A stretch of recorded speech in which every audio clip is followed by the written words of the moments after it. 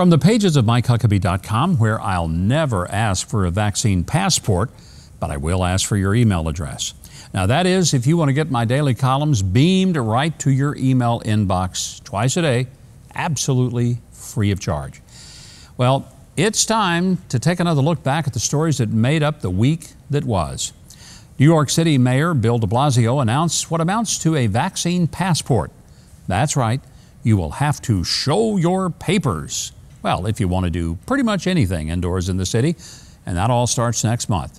Now, many businesses have just been barely hanging on this past year and a half, and more than 3,000 New York City businesses have closed permanently. So now Bill de Blasio decrees, if your business is still open, you're going to have to check your customers' papers to allow them inside. This applies to restaurants, gyms, and entertainment venues like Broadway shows.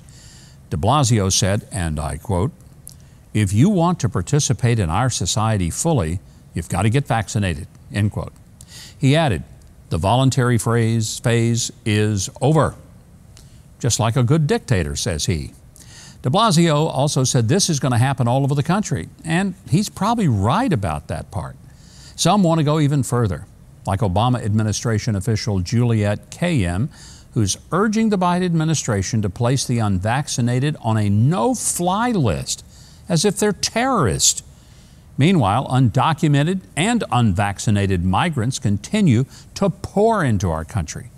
Nearly 7,000 migrants who tested positive for COVID-19, out of the ones who even were tested, they've already passed through McAllen, Texas, including more than 1,500 in just the past 7 days.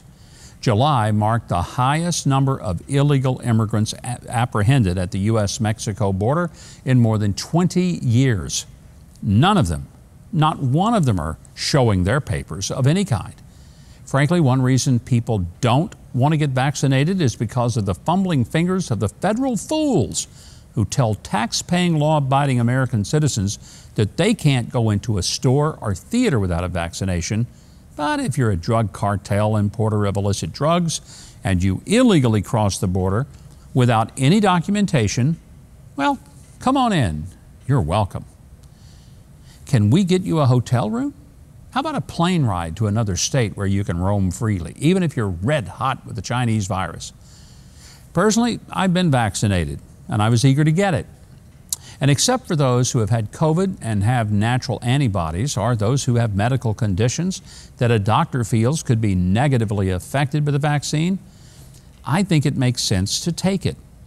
It's possible to still be infected, but the likelihood goes down to less than 10%, and the symptoms will typically be very mild, even undetected. But for government officials to demand that we have to prove vaccination to move freely in our own country, at the same time while waiving non-citizens who have neither been tested or vaccinated right on through, it makes government look even dumber than it usually does. Now on to the Twitterverse and my take on the vaccine passport scheme. New York will force people to show private medical records to strangers and force them to show a government ID. Blacks and Hispanics have declined vaccine in higher percentage numbers than whites, and they're going to be disproportionately affected by the policy. So it's straight up racism under the Democrats' own definition. Now it's time to dole out a little shame on yous. Many candidates to choose from this week. First up, the obvious, New York Governor Andrew Cuomo, as a state investigation concluded that he broke multiple laws, both state and federal, when he sexually harassed at least 11 different women. His response? Watch.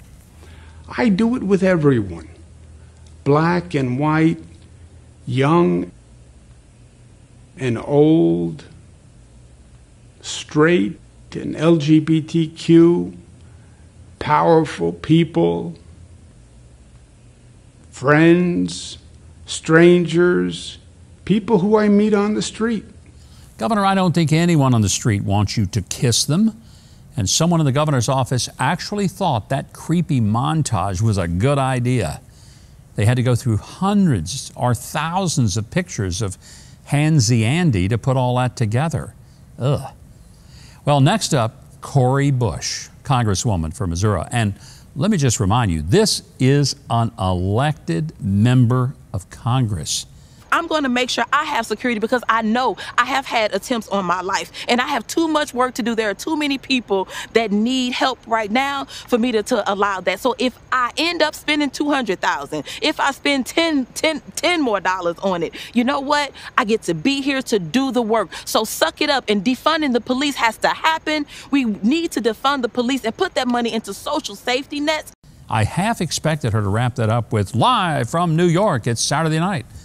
But sadly, it's not parody. This is a real-life member of Congress who really does think that she should have personal bodyguards, but you don't deserve protection from the police, which you pay for with your tax dollars. By the way, you also pay Cori Bush's salary. And finally, a mic drop moment from Florida Governor Ron DeSantis. He's been in a war of words with the Biden administration as they blame him for a rise in COVID cases. DeSantis is saying, back off. If you are trying to lock people down, I am standing in your way, and I'm standing for the people of Florida. So why don't you do your job? Why don't you get this border secure? And until you do that, I don't want to hear a blip about COVID from you. Thank you. Watch and learn. That's my message to all Republicans who need to hold the line for liberty. Well, until next time, these have been the facts of the matter. Thanks so much for watching, and I hope you enjoyed that video. If you did, be sure to leave a like, then subscribe, and hit the notification bell below. Now, if you didn't like it, you ought to find a Ben Shapiro video to detox you with more facts.